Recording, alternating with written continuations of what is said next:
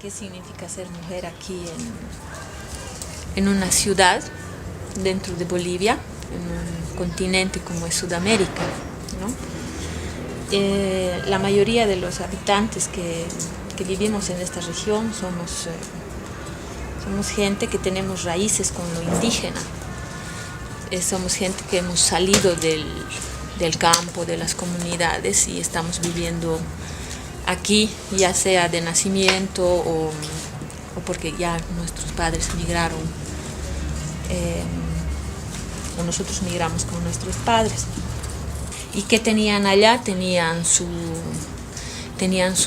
parcela de terreno, tenían su ganado, tenían sus ovejitas para criar, tenían su tierra para cultivar, y de pronto tal vez lo que no tenían era dinero, ¿no? Entonces han salido en busca de dinero porque, claro, les han vendido el cuento de que el dinero lo puede todo y lo hace todo, el dinero y todo lo que ofrecen las ciudades, ¿no? Entonces hemos venido, primero mis padres han migrado a las minas y después, porque la situación en las minas era muy dura, nos han enviado a los hijos solos a estudiar aquí a las ciudades, ¿no?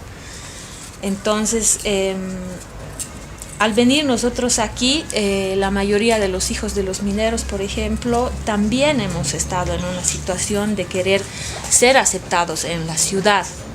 La escuela nos ha condicionado a eso, y todo, ¿no? La televisión, la iglesia, todo te condiciona a querer dejar de ser indígena, ¿no? Son cuántos años de colonización que nosotros hemos vivido y claro, la vergüenza de ser indígena la han sentido nuestros padres y no quieren que sintamos lo mismo, todavía se sigue viviendo eso ahora. Entonces, cuando venimos aquí a la ciudad, venimos sí con esa intención de ingresar en este círculo, ¿no? Tratamos de entender la lógica de cómo funciona un sistema en la ciudad con un sistema económico totalmente diferente al campo, vale decir un sistema capitalista, vale decir, por ejemplo, la forma de conocimiento que se separa de la práctica completamente y que llega a ser en abstracción y que es lo más valorado, ¿no? dentro del ámbito moderno, digamos, ¿no? Entonces hay todo un esfuerzo que nosotros desempeñamos y mucha de la gente que ha migrado del campo está en ese esfuerzo todavía y quiere que sus hijos abandonen completamente esa lógica, ¿no?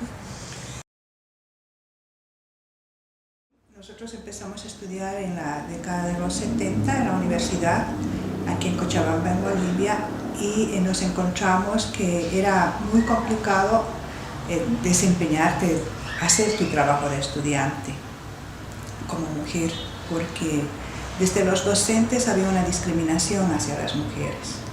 O sea, nos calificaban en ese entonces de que las mujeres nos habíamos equivocado si quieres, de espacio para estudiar, porque nuestro espacio era la cocina y no las universidades. Entonces eso nos violentó de sobremanera, nosotros que queríamos ser alguien en la vida y no ser una simple trabajadora de la casa o ama de casa, y nos organizamos, mujeres que cuestionábamos esa situación. Nos organizamos ¿para qué? Para estudiar y ver por qué estábamos sufriendo a esas alturas de nuestra vida, ya a pasos de ser profesionales, discriminación.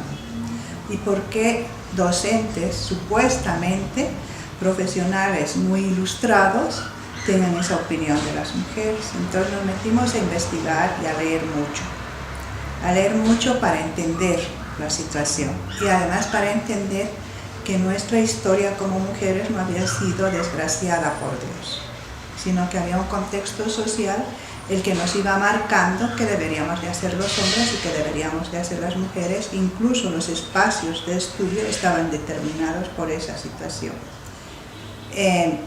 Lo bueno era que nosotros estudiábamos sociología, ¿no? Eso te daba más armas, o sea, no solamente para entender la situación de la mujer, sino para entender la situación del contexto, de la coyuntura, la política, el desarrollo, todas esas cosas. Entonces teníamos una visión muchísimo más amplia y teníamos que ir peleándola cotidianamente, ¿no? Yo, por ejemplo, tenía que estudiar muy rápido en la universidad, o sea, yo no tenía tiempo para dedicarme mucho, para quedarme mucho tiempo en la universidad. O sea, tenía que entrar y como que salir rapidito, porque yo no tenía colaboración de mi mamá ni de mi papá. Y era yo la que quería hacer algo y yo tenía que bancarme todo. Y eso hacía que yo cada semestre tome, en vez de 5 y 6 materias, entre 12, 13 hasta 14 materias. Y eso significaba que era dedicación al 100% a estudiar. Y cuando yo iba a los docentes y les decía mi historia, se me reían y me decían, no vas a poder. Y yo les decía que sí voy a poder, pero que ellos me den la oportunidad, porque todos eran hombres. Entonces entraba a una clase y salía de esa clase y entraba a otra, hasta las 10 de la noche, desde las 4 de la tarde y al amanecer, o sea, a las 6, 7 de la mañana hasta las 9. Y esa fue vivida durante 3 años, no, 5 años.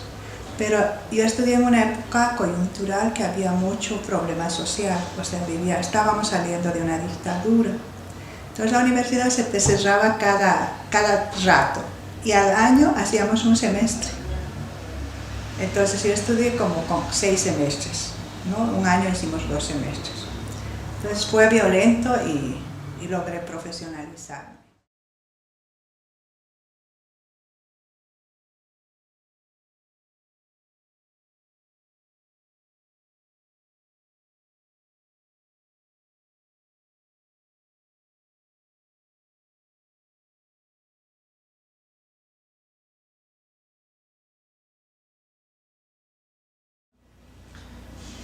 Las mujeres tenemos tal inconsciencia de que los hombres tienen más privilegios que las mujeres, que no te das cuenta, ¿no? En una familia, la mamá y el papá se esmeran para que sus hijos vayan a la escuela, más primero los varones que las mujeres. Si la mujer se necesita en la casa que alguien que cocine, porque la mamá está trabajando, el papá también, y no hay quien cocine para los hermanos que están estudiando, la mujer se queda, deja el colegio para quedarse en casa, a trabajar en casa, deja los estudios, porque es mujer. Entonces, como te digo, tenemos que cambiar las mujeres para que este mundo cambie. Está aquí, está en tu sangre, está en tus huesos, está en todo.